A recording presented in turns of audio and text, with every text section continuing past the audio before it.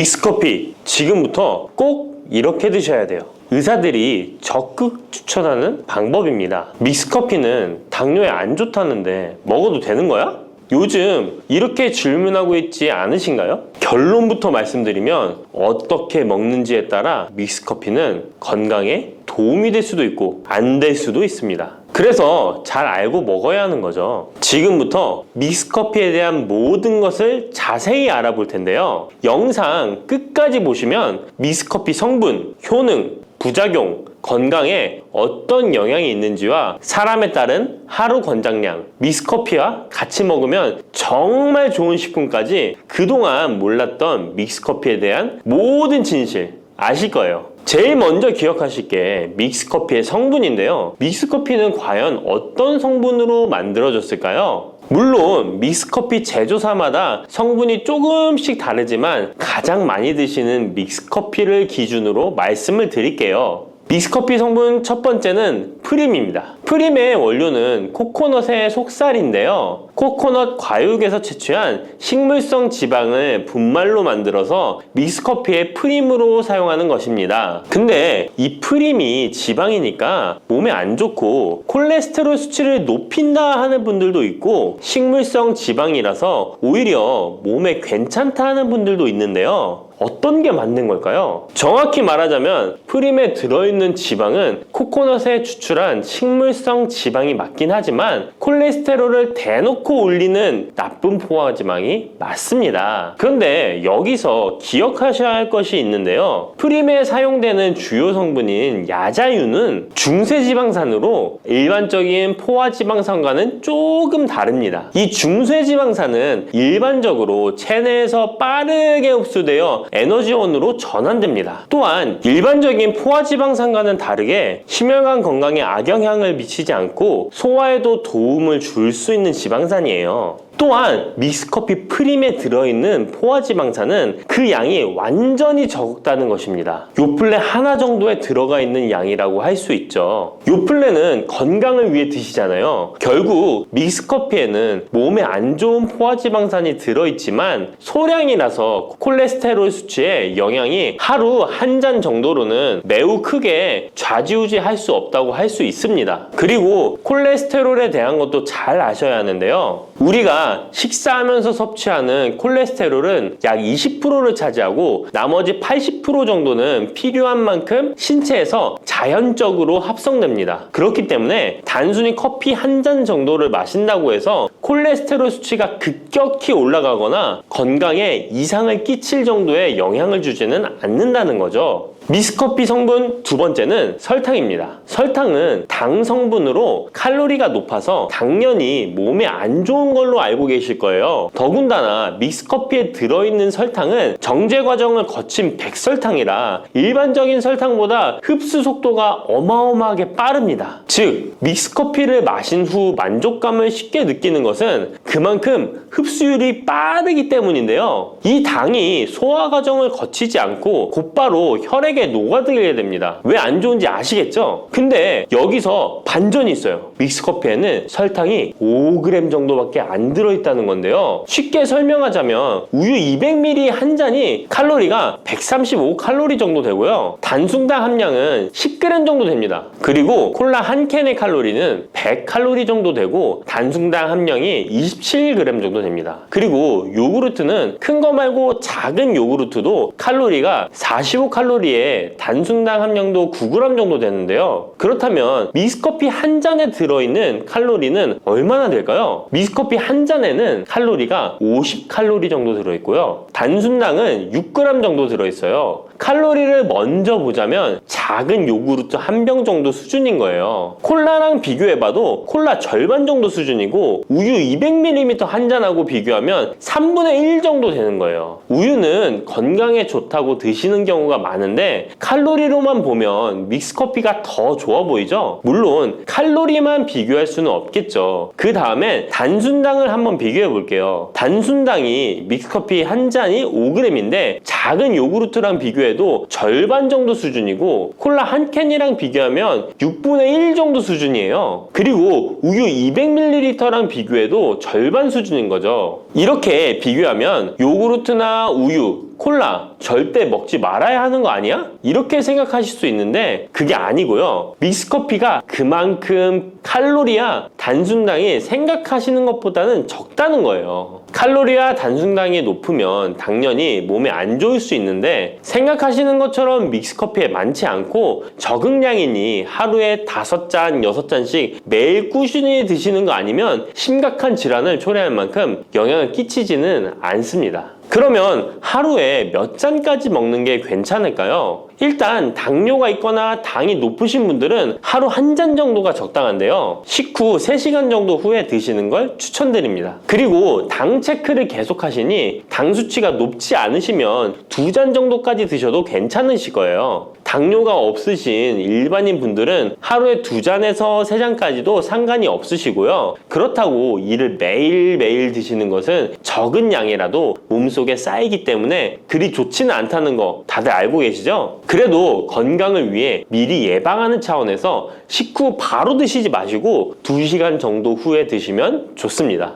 믹스커피의 성분 3번째는 커피에 들어있는 카페인입니다. 카페인에 대해 설명하기 전에 믹스커피도 일반 커피처럼 커피가 들어가 있기 때문에 커피 성분이 주는 효능이나 부작용도 나타날 수 있습니다. 먼저 커피의 효능을 보자면 커피의 효능 첫 번째, 암 예방 효과입니다. 미국 건강 매체 캔서 헬스에 따르면 ITPR3라는 물질은 대장암에서 간 전이에 기여하는 유전자의 발현을 유도해서 도미노 효과를 유발하는 물질인데 특별한 억제제는 아직 없지만 커피를 마시는 사람들에서 카페인이 이 ITPR3에 대한 억제 효과를 보인다는 것을 발표했고 카페인 섭취와 대장암 재발 및 사망률의 관계를 추적한 결과 하루 4잔 이상 커피를 마신 환자들이 전혀 마시지 않은 사람들에 비해 생존율이 현저히 향상된 것으로 규명된 바 있는 연구도 진행했었습니다. 이런 실험을 진행하면서 커피의 카페인에 대한 효능들이 지금까지 다양하게 연구되고 있는데요. 그렇다고 해서 커피를 무조건 많이 드시란 이야기는 아니고 또 믹스커피 자체가 이런 효능이 있다는 말도 아니에요. 커피에 카페인에 대한 몇 가지 실험을 이야기 드린 거고요. 그만큼 카페인에 대한 너무 부정적인 인식을 변화시켜 보시라고 말씀드리는 거예요. 커피의 효능 두 번째는 기억력 회복 효과입니다. 서울대 식품생명공학부 교수님께서 쥐의 인지 능력을 실험했는데요. 쥐를 물에 빠뜨린 뒤 안전한 장소에 도착하는 시간을 측정해 봤더니 평균 10초 정도 걸렸습니다. 그 쥐들에게 기억력을 손상시킬 수 있는 물질들을 투입하고 같은 실험을 했을 때 안전한 장소를 발견하는데 최대 40초가 걸렸습니다. 이 쥐들은 두 그룹으로 나눠 한 그룹은 하루에 3잔의 커피를, 다른 그룹은 6잔의 커피를 주입했습니다. 그 결과 하루 3잔의 커피를 준 쥐들은 20초로 빨라졌습니다. 그런데 하루 6잔을 주입한 쥐들은 거의 정상으로 돌아왔고 평균 10초 정도 걸렸습니다. 이런 결과에 따르면 커피가 기억력 회복에 확실히 도움이 되었다고 할 수 있는 실험도 있다고 간략히 소개해드리는데 참고로 이 실험에서는 일반 카페인 커피와 디카페인 커피 두 종류를 같이 실험했는데 거의 똑같은 효과를 보였습니다. 결론은 커피에 카페인이 없어도 커피에 들어있는 클로로겐산 등 각종 항산화제 성분 덕분에 기억력 회복 효과가 높아졌다는 것입니다. 정말 놀랍지 않나요? 나이가 들어가면 기억력이 안 좋아지고 인지 능력 장애가 오면서 더 나아가서는 치매가 올 수도 있는데 커피의 성분이 이런 질병을 예방할 수 있다니 너무 커피를 부정적인 시각으로 보시지 않아야겠죠? 그렇다고 남용하면 안 되시고 모든 사람에게서 동일한 실험 효과가 나타나는 것이 아니니 자신의 상태를 잘 알고 드셔야겠죠? 다만 카페인에 예민하신 분들은 믹스커피나 일반 카페인 커피를 드시면 잠을 잘 못 주무실 수도 있으니까 디카페인 커피를 추천드립니다.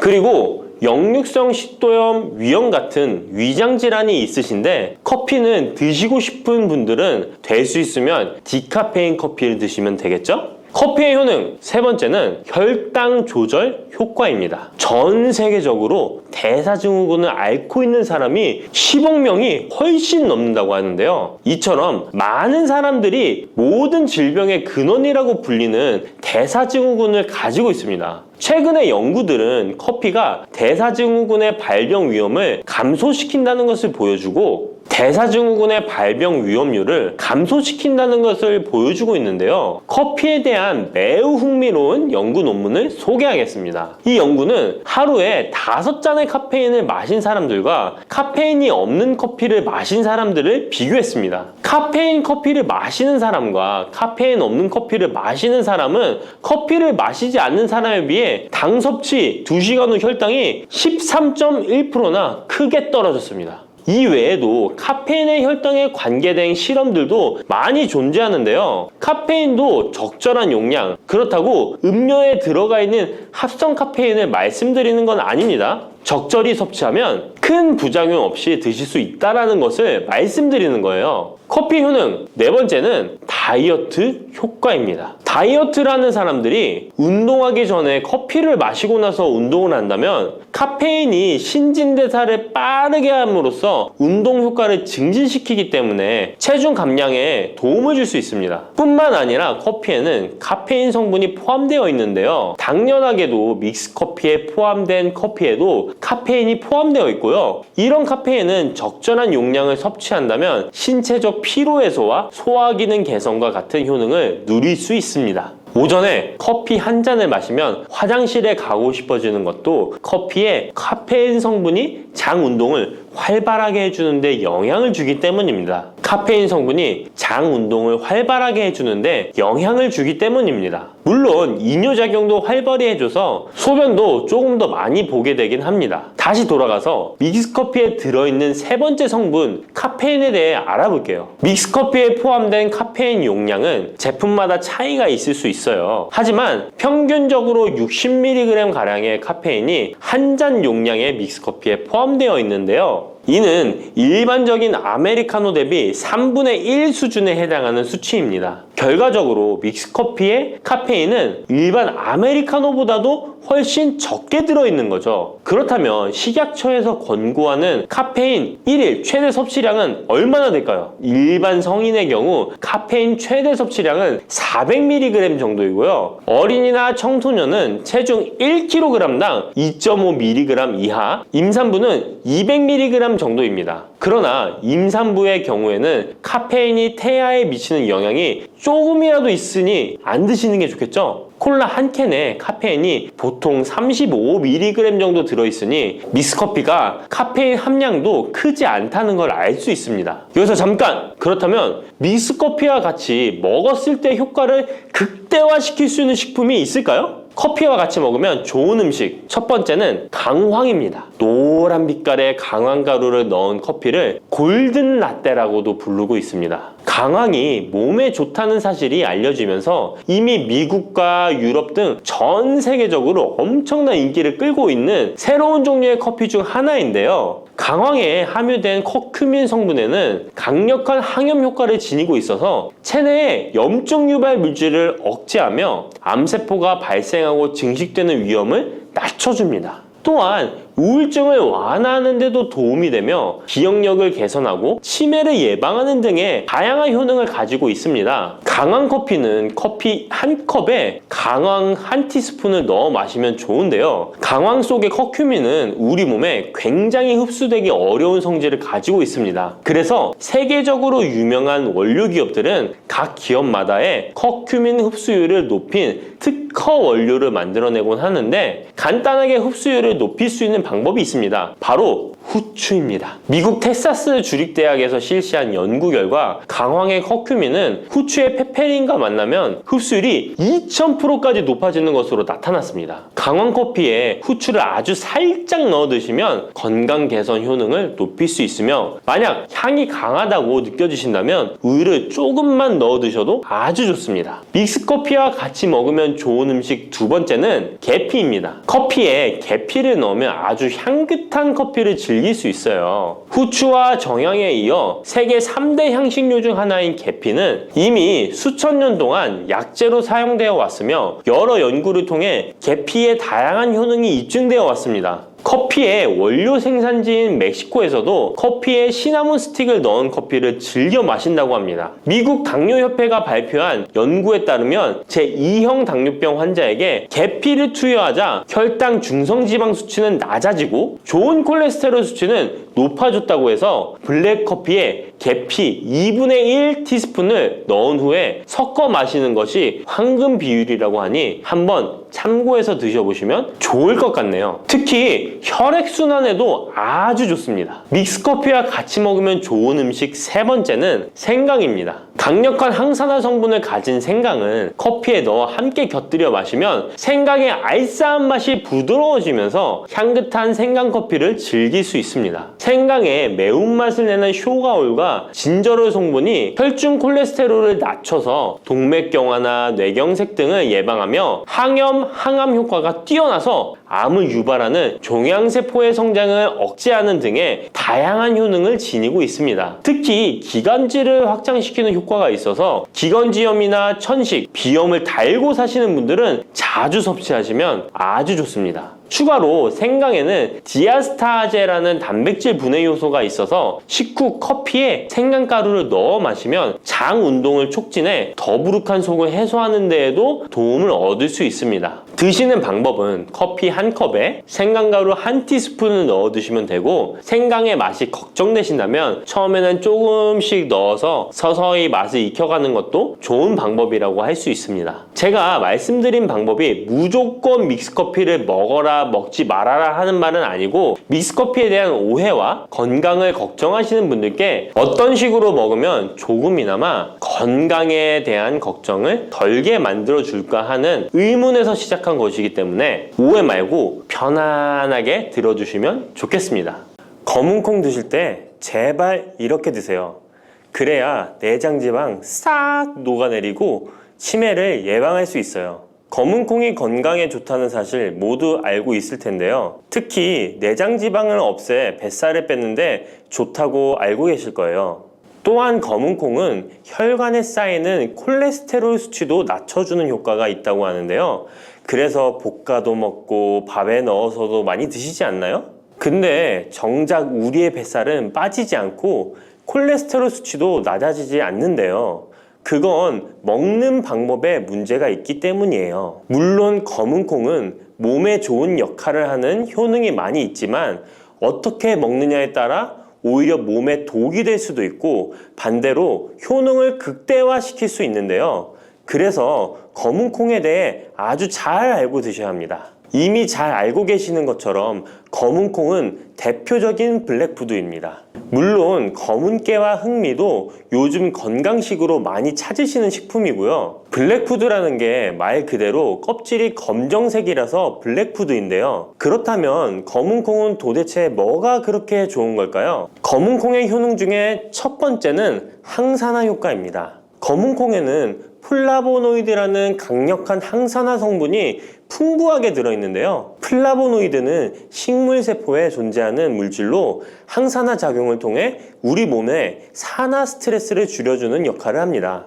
산화 스트레스라는 게 뭐냐면 우리 몸의 세포가 손상되는 원인 중 하나로, 이것은 환경적인 요인, 염증, 그리고 우리 몸의 자연적인 대사 과정에서 발생하는 스트레스라고 생각하시면 됩니다. 이런 산화 스트레스로 인해서 활성산소라는 물질이 생겨 세포 손상, 노화, 다양한 질병의 발병을 촉진할 수 있는 거죠. 그런데 검은콩에 들어있는 항산화제인 플라보노이드는 세포의 손상을 예방해서 우리 몸에 산화 스트레스를 줄여줍니다. 이는 노화를 느리게 하고 심장질환, 암, 알츠하이머 병 등과 같은 여러 가지 질병의 위험을 줄이는데 도움이 되는데요.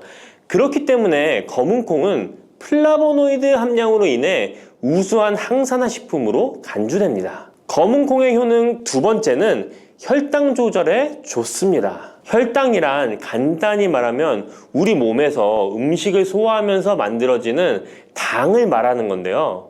이 당이 우리 몸의 에너지를 만드는데 꼭 필요하죠. 그런데 당이 너무 많아지면 몸에 나쁜 영향을 줄 수 있어요. 그래서 우리 몸은 당을 잘 조절해야 합니다. 그렇다면 검은콩이 어떻게 혈당을 조절하는 걸까요? 바로 검은콩 안에는 단백질과 식이섬유가 많이 들어있는데, 단백질은 우리 몸을 튼튼하게 만드는 데 도움을 주고 식이섬유는 포만감을 느껴지게 해서 먹는 양을 줄일 수 있게 도와줍니다. 여기서 식이섬유의 역할이 중요한데요. 식이섬유는 당이 너무 빨리 몸에 흡수되는 것을 막아줍니다. 이렇게 되면 당이 천천히 몸에 흡수되어 혈당이 급격하게 오르는 것을 막아주게 되는 거죠. 검은콩의 효능 세 번째는 콜레스테롤 수치 조절입니다. 검은콩은 콜레스테롤 수치를 낮추는데 도움이 되는데요. 콜레스테롤은 우리 몸이 필요로 하는 지방 중 하나이지만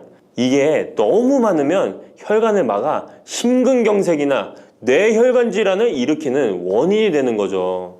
근데 검은콩에 들어있는 식이섬유는 우리 몸에서 콜레스테롤을 흡수하는 것을 줄여주는 역할을 합니다. 그 중에서 특히 검은콩에 들어있는 용해성 식이섬유는 콜레스테롤과 결합하여 그것을 체외로 배출하는데 도움을 주는데요. 그것 말고도 검은콩에는 불포화 지방산이라는 건강한 지방도 풍부하게 들어있습니다. 이 불포화 지방산은 나쁜 콜레스테롤인 LDL 콜레스테롤을 줄이고 좋은 콜레스테롤인 HDL 콜레스테롤을 늘려주는 역할을 합니다. 이렇게 해서 심장 건강을 유지하는 데 도움을 주게 되는 거예요. 검은콩의 효능 네 번째는 눈 건강에 좋습니다. 검은콩에는 눈 건강에 도움이 되는 여러 가지 영양소가 들어있는데요. 그 중에서도 루테인과 제아잔틴은 눈 건강에 특히 중요한 역할을 합니다. 루테인과 제아잔틴은 우리 눈의 황반 부분에 많이 있는 영양소인데 이 황반은 우리가 선명하게 볼 수 있게 해주는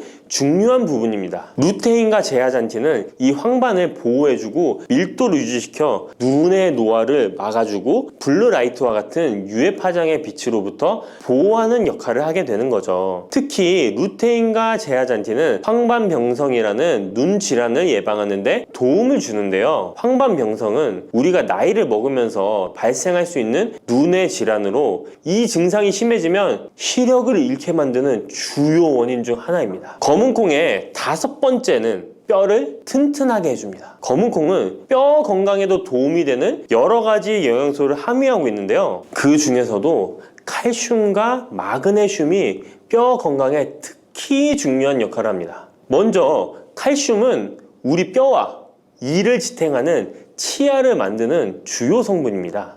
또한 우리 몸의 다른 중요한 기능들, 예를 들어 심장 박동과 신경 전달에도 필요한 물질입니다. 이런 중요한 칼슘이 검은콩에는 풍부하게 들어있어서 꾸준히 섭취하면 뼈를 튼튼하게 해주는 게 탁월한 식품이라고 할 수 있는 거죠.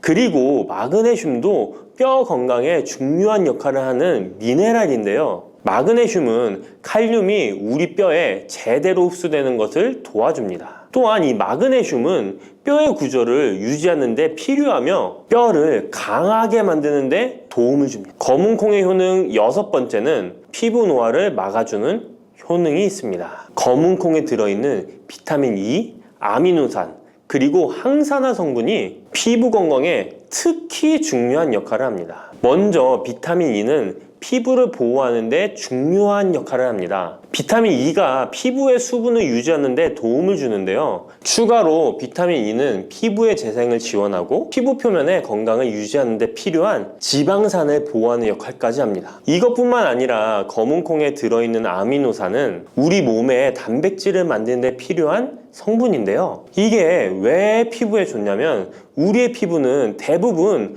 콜라겐이라는 단백질로 이루어져 있는데 바로 이 콜라겐은 피부의 탄력을 유지해 주는데 좋아서 항상 탱탱한 피부로 보이게 되는 거죠. 또한 검은콩에는 아미노산이 풍부하게 들어있는데요. 아미노산도 콜라겐 생성에 도움을 줍니다. 검은콩의 효능 일곱 번째는 치매를 예방하는 효능이 있습니다. 검은콩에는 오메가3 지방산이라는 불포화 지방산이 들어있는데요. 이 오메가3 지방산은 우리 몸이 스스로 생성하지 못하기 때문에 식품을 통해 섭취해야 하는 필수 지방산입니다. 근데 오메가3 지방산이 뇌 건강에 매우 중요한 영향이 있다는 게 포인트인데요. 뇌는 약 60%가 지방으로 이루어져 있고 그중 대부분이 오메가3 지방산인 DHA로 구성되어 있습니다. 바로 이 오메가3가 뇌세포의 막을 구성하며 신경 전달 물질의 생성과 기능에 관여하여 학습 능력과 기억력을 향상시키는 데 도움을 줍니다. 또한 오메가3 지방산은 뇌 염증을 줄이고 뇌세포를 보호하는 역할도 하는데요. 이것은 뇌 노화를 지연시키고 뇌 질환을 예방하는 데 도움을 주게 되는 거죠. 결국 오메가3 지방산은 치매 같은 뇌질환의 위험을 감소시키는데 효과적이라고 할 수 있습니다. 검은콩의 효능 8번째는 탈모 예방에 탁월합니다. 검은콩에는 모발의 성장에 필수 성분인 시스테인이 가득한데요. 이 성분들이 혈액순환에도 도움을 줘서 탈모도 예방이 되고 새치가 생기는 것도 막아주는 모발 건강에 정말 좋은 성분이라고 할 수 있습니다. 그러니까 나이가 들수록 꼭 드셔야 하는 음식이라고 생각하시고 드셔야겠죠. 근데 이런 어마어마하게 몸에 좋은 검은콩도 드실 때 주의해야 할 점이 있는데요. 아무리 좋다고 해도 과다 섭취는 안 되는 거 아시죠? 검은콩에는 피틴산이라는 성분이 들어있는데 이는 식물이 생장하는 과정에서 필요한 미네랄을 저장하는 역할을 합니다. 하지만 이 성분이 과도하게 섭취되면 우리 몸에서 필요한 미네랄인 칼슘, 철분 등의 흡수를 방해할 수 있습니다. 검은콩은 단백질과 식이섬유가 풍부하므로 잘 익히지 않고 먹으면 소화가 잘 되지 않을 수 있습니다. 요리하시기 전에 충분히 물에 불리고 완전히 익혀 드시면 되는데요.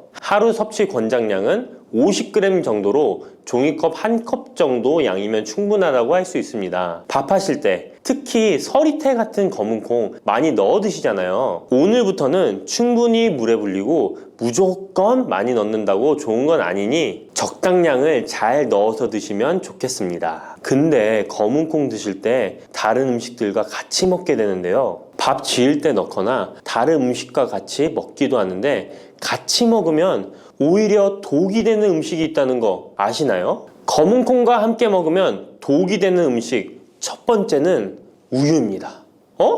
유명한 검은콩 두유, 우유도 있는데 무슨 소리를 하시는지 하는 분들도 계실 거예요. 어떤 분들은 우유에 콩을 넣어서 이런 식으로 갈아서 드시는 분들이 있는데요. 이게 오히려 몸에 안 좋은 영향을 미칠 수도 있는 거죠. 왜냐면 검은콩과 우유를 동시에 섭취하면 피틴산과 칼륨 사이에 상호작용이 발생할 수 있는데요. 검은콩에는 피틴산이라는 성분이 들어있는데 피틴산은 식물이 생장하는 과정에서 필요한 미네랄을 저장하는 역할을 합니다. 이 성분은 우리 몸에서 필요한 미네랄인 칼슘, 철분 등의 흡수를 방해할 수 있습니다. 반대로 우유는 칼슘의 중요한 공급원이고 우리 몸에서는 칼슘이 뼈와 이를 구성하여 신경, 근육 기능, 혈액 응고 등에 꼭 필요한 성분이죠. 근데 피틴산이 풍부한 검은콩과 칼슘이 풍부한 우유를 같이 먹으면 피틴산이 칼슘의 흡수를 방해하여 우유의 영양소가 제대로 흡수되지 않을 수 있습니다. 같이 드시면 절대 안 되거나 나쁜 큰 영향을 미친다는 것이 아니라 각각의 영양소의 섭취 목적으로는 따로 먹는 걸 추천드리는 거예요. 오해하시면 안 돼요. 검은콩과 함께 먹으면 독이 되는 음식 두 번째는 토마토입니다. 왜냐면 토마토가 콩의 단백질 흡수를 방해하고 소화를 어렵게 만들 수 있는 산성이기 때문인데요. 토마토의 산성 성분이 단백질의 흡수를 방해하면 콩에 충분히 있는 단백질이 몸에 흡수가 안 되어 콩의 영양 가치가 아무런 의미가 없게 되는 상황이 올 수 있는 것입니다. 또한 토마토의 산성 성분은 이미 단백질이 풍부하고 소화하기 어려운 콩을 더욱 소화하기 어렵게 만들 수 있습니다. 그렇지 않아도 나이가 들면 신진대사가 활발하지 않아 소화가 안 되는데 소화불량을 일부러 만들 필요는 없겠죠? 검은콩과 함께 먹으면 독이 되는 음식 세 번째는 달걀입니다. 달걀에는 비타민 A가 풍부하게 들어있는데요. 비타민 A는 우리 몸의 면역 시스템을 강화시키며 시력을 유지하는 데 필요하고 세포의 성장과 분열에 중요한 역할을 합니다. 그리고 검은콩에는 트립신이라는 아미노산이 들어있는데요. 트립신은 우리 몸에 단백질을 만드는데 필요한 중요한 구성 요소이며 신경 전달 물질인 세로토닌과 멜라토닌의 생산에도 필요한 아미노산입니다. 그런데 달걀의 비타민 A와 검은콩의 트립신이 함께 섭취되면 어떻게 될까요? 둘 사이에 화학적 상호작용이 발생하여 소화 과정에 영향을 미칠 수 있는데요. 이 상호작용은 단백질의 소화를 방해하거나 비타민 A의 흡수를 저해하게 되는 거죠. 트립신은 소화 효소의 활동을 저해하는 특성이 있습니다. 따라서 트립신이 풍부한 검은콩과 비타민 A가 풍부한 달걀을 함께 섭취하면 좋은 영양소를 흡수 못하는 결과를 가져올 수 있습니다. 앞으로는 무심코 검은콩과 같이 먹을 때 독이 되는 음식은 같이 안 드셨으면 좋겠습니다. 그렇다면 같이 먹을 때 궁합이 정말 잘 맞는 음식도 있지 않을까요? 정말 찰떡궁합인 음식들도 있습니다. 검은콩과 궁합이 정말 잘 맞는 음식, 첫 번째는 흰 쌀밥입니다. 이미 다들 밥에 검은콩 넣어서 드시잖아요. 밥하고 검은콩은 그만큼 궁합이 잘 맞는다고 알고 계신 거죠. 검은콩에 들어있는 식이섬유는 소화 과정에서 천천히 분해되고 흡수되어 장기간 동안 포만감을 유지시키는데 도움이 되는데요. 밥과 함께 섭취하면 이런 효과가 더욱 증가를 하게 돼서 다이어트에도 효과적이라고 할 수 있습니다. 검은콩에는 저항성 전분이라는 성분이 들어있는데 이 성분은 혈당 수치의 급격한 상승을 막아주는데요. 흰 쌀밥에는 탄수화물이 많아서 혈당 수치가 급격히 상승할 수 있지만 검은콩과 함께 섭취를 하면 당 수치를 완화시키는데 도움이 되는 거죠. 이처럼 검은콩과 흰 쌀밥을 같이 먹으면 충분한 영양소 섭취, 포만감, 혈당 조절 이렇게 일석삼조의 효과를 누릴 수 있으니 정말 찰떡궁합인 것입니다. 검은콩과 궁합이 정말 잘 맞는 음식 두 번째는 당근입니다. 당근에는 비타민, 미네랄, 식이섬유 등 다양한 영양소를 함유하고 있는데요. 특히 루테인이 풍부한 당근은 강력한 항산화 효과와 눈 건강을 유지하는 데 좋은 재료입니다. 검은콩과 루테인이 풍부한 당근을 함께 섭취하면 콩의 단백질이 당근의 영양소를 흡수를 돕는 동시에 당근의 루테인이 콩의 영양소 흡수를 돕습니다. 서로 소화가 잘 되게 영양소 흡수가 잘 되게 도와주는 음식인 거죠. 당근 말고도 시금치와 같은 채소도 같은 역할을 하니 식사하실 때 당근이 들어간 음식이나 시금치 나물 같은 음식들과 같이 드시면 효과가 정말 좋을 거라 생각합니다. 검은콩과 궁합이 정말 잘 맞는 음식 세 번째는 닭고기입니다.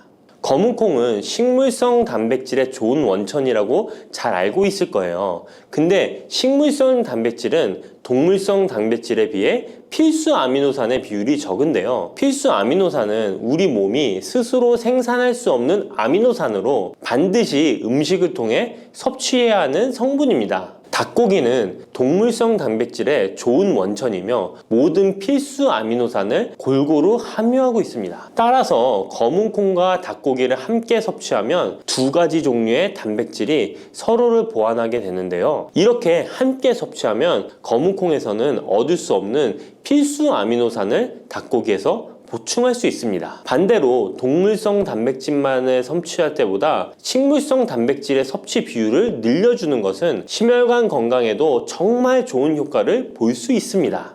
요즘 들어 뱃살, 내장지방 쏙 빼는 기능이 좋기로 소문난 레몬, 요리에도 많이 사용하는 과일이죠. 레몬에는 다양한 성분이 있어 건강에 놀라운 효능을 발휘하는데요. 레몬도 잘 알고 드셔야 제대로 된 효능을 누릴 수 있습니다. 잘못 드시면 오히려 몸에 독이 되는 경우도 많이 있거든요. 영상을 통해 레몬에 어떤 효능이 있는지, 어떻게 먹어야 되는지, 함께 먹으면 보약이 되는 음식에는 어떤 것이 있는지, 그리고 레몬 드실 때 주의할 점까지 레몬에 대한 모든 것 알려드릴게요. 레몬은 다이어트뿐만 아니라 당뇨 예방과 관리에도 아주 탁월한 효능이 있습니다. 최근 연구 결과에서 레몬에 들어있는 비타민C와 풍부한 식이섬유, 각종 무기질과 구연산이 혈당 조절에 효과가 있어 당뇨 예방에 도움이 될 수 있고 지방을 분해해주는 효능이 있어 다이어트에도 도움이 된다고 발표했습니다. 또한 레몬은 독소를 배출해주는 효능이 있어 우리 몸의 신진대사를 원활하게 해줘 몸 안에 칼로리를 소모하는데 도움이 되고, 이는 몸의 붓기를 빼고 체중을 줄이는데 도움이 될 수 있습니다. 그럼 레몬의 효능에 대해 좀 더 자세히 알려드릴게요. 12주 동안 진행된 연구에서 고지방 식단에다가 레몬 껍질에 함유된 페놀을 함께 섭취한 설치류는 고지방 식단만 섭취한 설치류보다 체중이 감소했다는 것을 발표했습니다. 또한 체질량 지수가 높은 한국 여성을 대상으로 한 실험에서 레몬 다이어트를 시행한 결과 그렇지 않은 사람들에 비해 체중과 허리둘러가 줄어들었을 뿐만 아니라 인슐린 저항성까지 좋아진 결과를 볼 수 있었고요. 레몬 껍질은 이런 독소를 배출하는 효능뿐만 아니라 변비를 해결하는 데에도 탁월한 효과가 있습니다. 레몬 껍질에는 비타민 C뿐만 아니라 혈관 건강에 좋은 헤스페리딘, 그리고 골다공증 예방과 뼈 건강에 아주 중요한 칼슘, 그리고 팩틴이라는 성분이 아주 풍부하게 들어있습니다. 바로 이 팩틴이 변비를 예방하는 데 탁월한 효능을 발휘합니다. 수용성 식이섬유인 팩틴은 위에서 대장까지 가는 동안 많은 수분을 흡수해 변을 무르게 만들어주고 장내에 머물러 있는 노폐물과 다양한 유해 물질을 흡착해 변과 함께 몸 밖으로 배출시키며 장내 환경을 깨끗하게 해주어 건강 상태를 유지하도록 도와줍니다. 그리고 레몬 과육에는 없고 오직 레몬 껍질에만 있는 성분이 있는데 디리모넨이라고 하는 천연 오일입니다. 디리모넨은 레몬의 상큼한 향을 내는 성분이기도 하며 장을 자극해 연동 운동이 활발하게 되도록 도와주어 변비를 예방해 줄 수 있습니다. 또 레몬에는 구연산이라는 성분이 풍부한데 이 구연산이 체내 지방분해 효소를 활성화시키는 역할을 해줍니다. 활성화된 지방분해 효소는 쌓여있는 내장 지방을 태워주어 허리둘레를 줄여주는데 많은 도움을 주게 되고요. 아침에 일어나자마자 공복에 레몬수를 마시면 체내의 대사 기능이 활발해져 몸 안에 에너지 소비가 활성화됩니다. 대한비만학회에서 발표한 연구 결과 레몬수를 섭취한 그룹이 그렇지 않은 그룹보다 내장 지방이 더 많이 감소했다는 것을 확인할 수 있습니다. 또한 레몬에 들어있는 성분들은 뇌졸중의 위험을 줄여주는데 도움이 될 수 있습니다. 한 연구에 따르면 감귤류에 함유되어 있는 플라보노이드는 여성의 허혈성 뇌졸중 위험을 낮추는데 도움이 될 수 있다고 발표했습니다. 허혈성 뇌졸중은 가장 흔한 유형의 뇌졸중인데 혈전 때문에 뇌로 가는 혈액의 흐름이 방해되면서 발생할 수 있습니다. 플라보노이드가 함유된 음식을 장기간 섭취하면 이런 심혈관 질환뿐만 아니라 각종 암을 예방하는 데 도움이 될 수 있다고 하는데요. 레몬에는 이런 플라보노이드와 함께 강력한 항산화 작용을 하는 비타민 C가 풍부합니다. 이 항산화 작용으로 세포 손상을 방지하고 암세포를 억제하는 항암 효과를 가지는 것이고요. 또한 레몬은 피부 미용에도 좋은데요. 피부색을 건강하게 해주는데 탁월한 효능이 있습니다. 비타민 C는 콜라겐을 형성하는 데 중요한 역할을 해주고 피부를 환하게 해주며 잡티를 제거해 주는데 효과가 있기 때문이죠. 그리고 레몬의 놀라운 효능 중 하나는 당뇨를 예방, 개선하는 데 탁월하다는 겁니다. 레몬에는 헤스페리딘이라는 플라보노이드 성분이 들어있습니다. 이 헤스페리딘은 인슐린 감수성을 높이는 데 도움을 주는데요. 인슐린 감수성이 좋아야 혈당이 잘 조절되는데 당뇨가 발병하면 이 감수성이 떨어지면서 인슐린 저항성이 생기게 됩니다. 헤스페리딘이 인슐린 저항성을 개선하는데 많은 도움을 주게 됩니다. 또한 레몬에는 많은 양의 항산화 물질들이 들어있습니다. 비타민 C뿐만 아니라 폴리페놀, 폴라보노이드 등 다양한 물질들이 혈당으로 인해 공격받고 상처난 세포들을 보호해주는데 장에 베타세포를 보호해주는 것이 아주 중요한 효능입니다. 베타세포는 인슐린을 분비하는 세포인데 당뇨가 생기면 가장 먼저 타격을 받게 됩니다. 레몬을 통해 베타세포를 보호하여 당뇨를 예방할 수 있게 되는 것이죠. 이 레몬을 복용하는 가장 좋은 방법은 바로 레몬수입니다. 그럼 레몬수를 만드는 방법을 바로 알려드릴게요. 깨끗하게 씻은 레몬 1개와 물 1리터를 준비해주세요. 레몬은 양끝 부분은 쓴맛이 나기 때문에 잘라주시고 레몬의 씨는 제거해도 되고 그냥 두셔도 됩니다. 적당한 크기로 자른 레몬을 80도 정도의 뜨거운 물에 넣어줍니다. 충분히 우려내 주시면 레몬물 완성입니다. 물의 온도별로 레몬물의 항산화 능력이 어느 정도 차이가 나는지 실험을 한 결과 80도 이상의 뜨거운 물에서 가장 높은 항산화 효과가 나타났다는 발표를 한 적이 있습니다. 레몬의 제대로 된 효능을 얻기 위해서는 레몬물을 만들 때 꼭 뜨거운 물로 레몬을 우려내 주시기 바랍니다.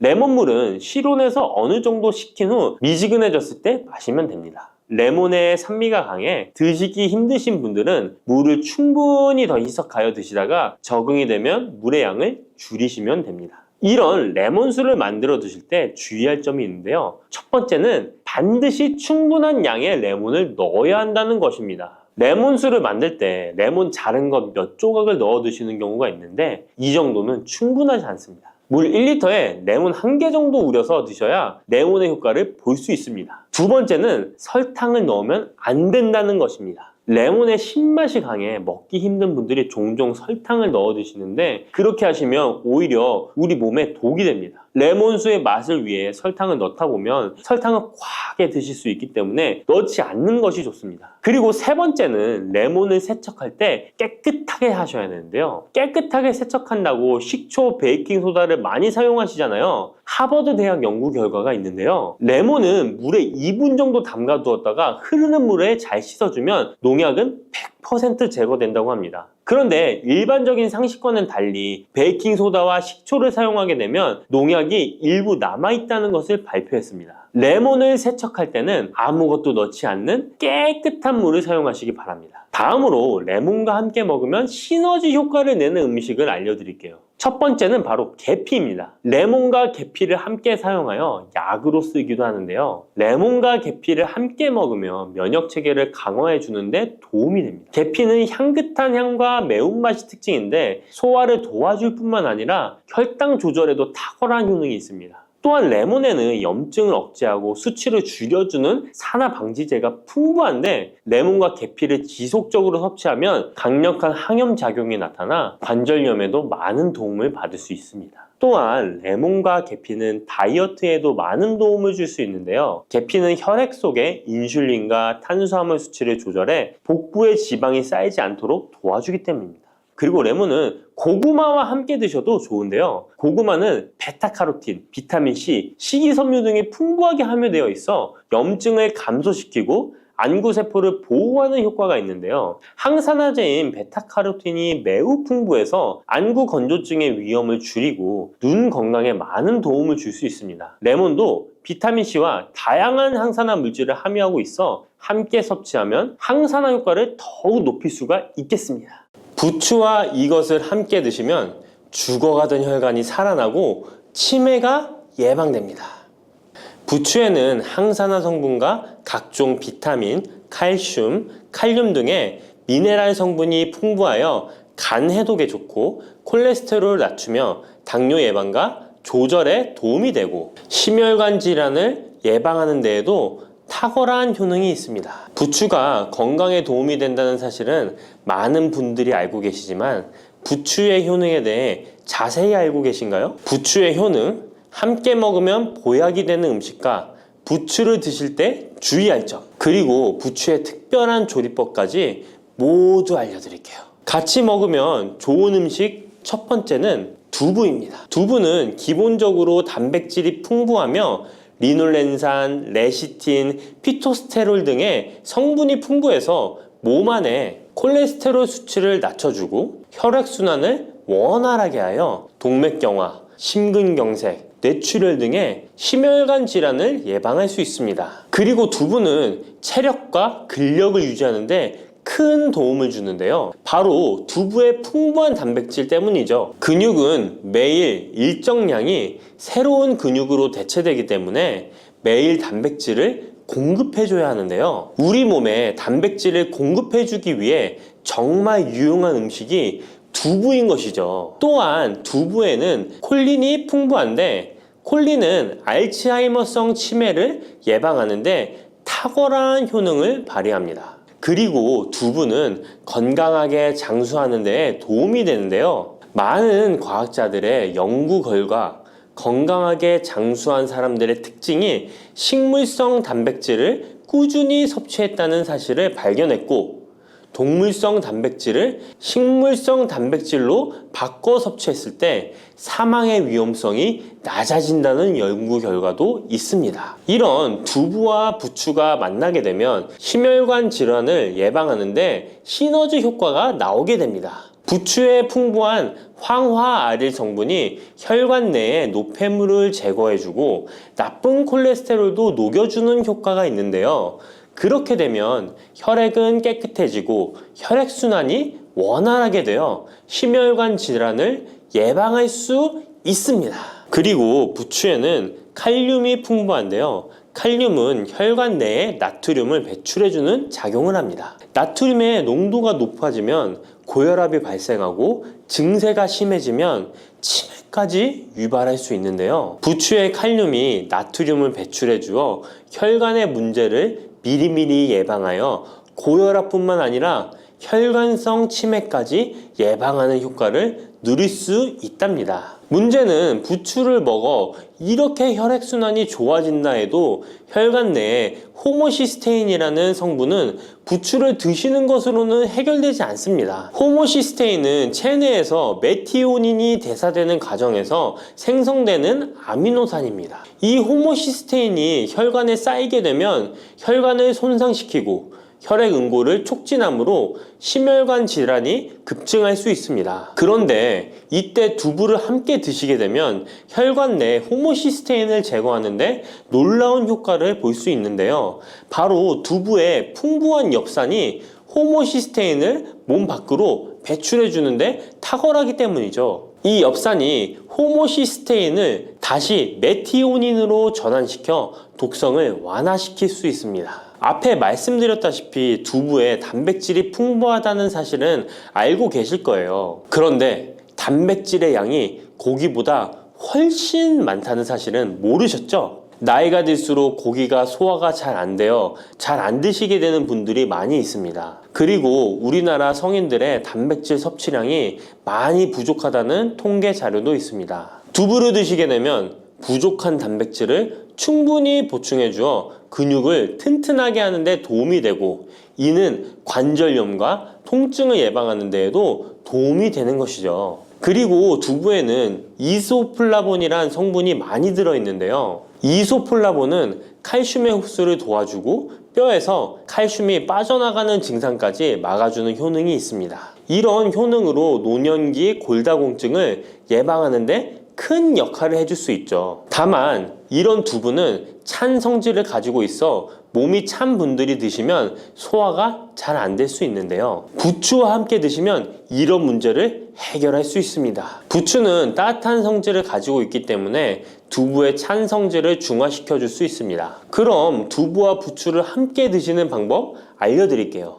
먼저 두부를 면포에 담아 물기를 빼주며 으깨주세요.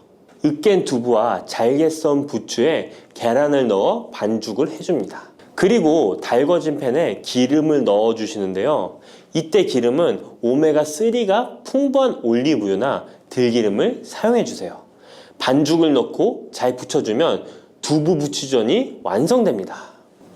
두 번째, 부추와 함께 먹으면 보약이 되는 음식은 사과입니다. 부추를 사과와 함께 드시게 되면 사과의 풍부한 항산화 물질들이 혈관을 보호하고 유기산이 우리 몸의 신진대사를 촉진해 주어 몸속에 생성되는 발암 물질들을 몸 밖으로 빠르게 배출시켜 줍니다. 부추의 효능 중 가장 중요한 것 중에 하나가 바로 이 항암 효과인데요. 부추에 있는 다양한 영양 성분과 식이섬유, 항산화 물질들 덕분이죠. 부추에는 비타민 A, 비타민 C와 같은 항산화 물질이 풍부합니다. 이 항산화 물질은 세포를 손상시키고 염증을 유발하며 노화를 촉진하는 활성산소를 제거하는 역할을 해주고 암세포의 활성을 억제하는 효능이 있습니다. 특히 비타민 A는 면역체계를 강화시켜 주어 우리 몸이 암세포와 싸워 이길 수 있는 힘을 높여주는 역할을 해준답니다. 세포를 손상시키는 주범에는 프리라디칼이란 물질이 있는데요. 프리 라디칼의 체내 농도가 높아지면 암세포의 발생이 급격하게 올라가게 됩니다.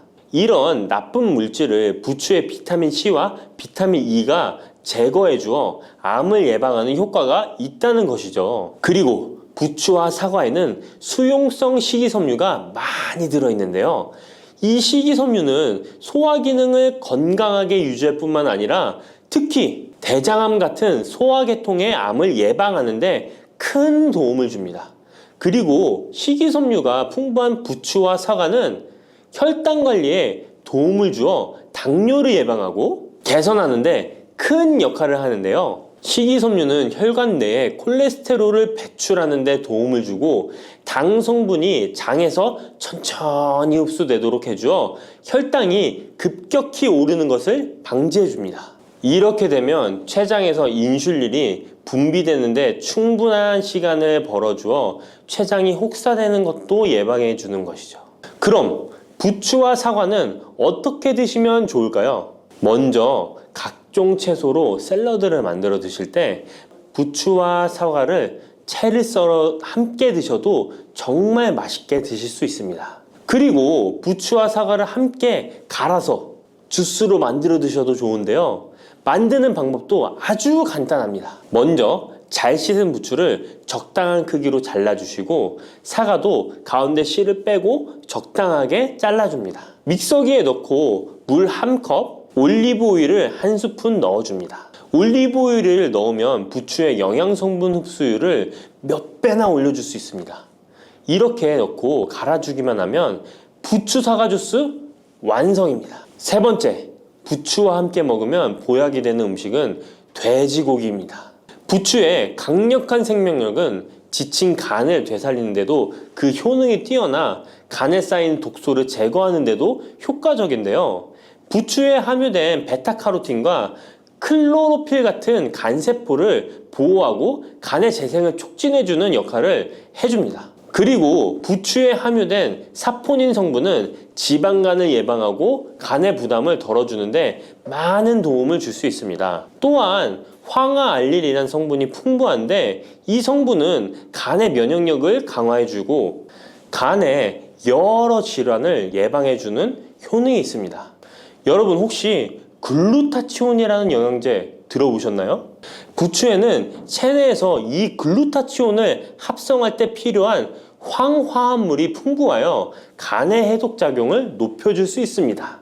이때 돼지고기를 부추와 함께 드시면 우리 몸에 보약이 되는데요. 부추의 알리신 성분이 돼지고기의 비타민 B1의 흡수율을 높여줍니다. 또한 부추의 따뜻한 성질이 돼지고기의 찬 성질을 보완해 주어 소화가 잘 되도록 도와주고 위장 건강에 도움을 줄 수 있습니다. 그리고 영양학적으로도 서로 보완이 되어 균형 잡힌 식사가 될 뿐만 아니라 혈액순환 개선, 면역력 강화, 피로 해소, 에너지 증진, 항암 효과 등을 더 효과적으로 얻을 수 있습니다. 그렇다면 부추와 돼지고기는 어떻게 드시면 될까요? 돼지고기 수육을 부추와 함께 쌈을 싸서 드셔도 좋지만 반찬으로 만들어 먹을 수 있는 방법을 제가 알려드릴게요. 바로 돼지고기 부추볶음인데요.